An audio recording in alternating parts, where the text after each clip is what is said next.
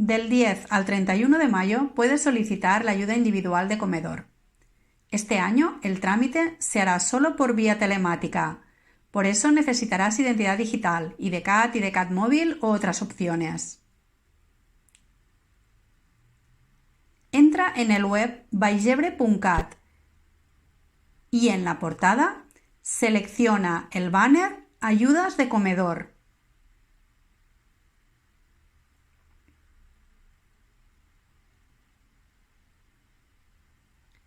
Rellena el formulario con todos los datos que te solicita.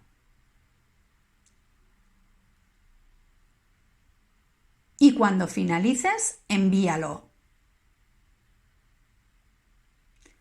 También tendrás que guardar el formulario como documento PDF para posteriormente adjuntarlo a la instancia genérica.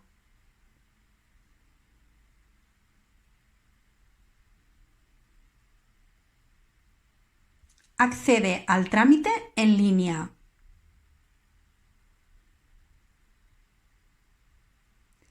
En la pestaña Instancia genérica.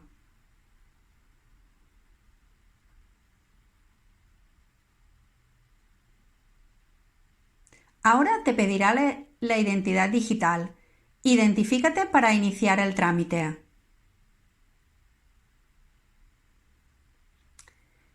Rellena la instancia genérica con los datos de la persona que consta como solicitante de la ayuda e indica que solicitas la ayuda individual de comedor. Selecciona Continúa.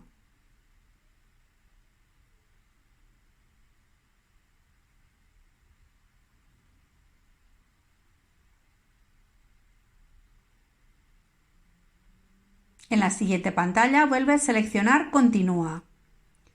Ahora adjunta la documentación, el formulario que te has descargado antes en formato PDF, así como el resto de documentación si es necesario.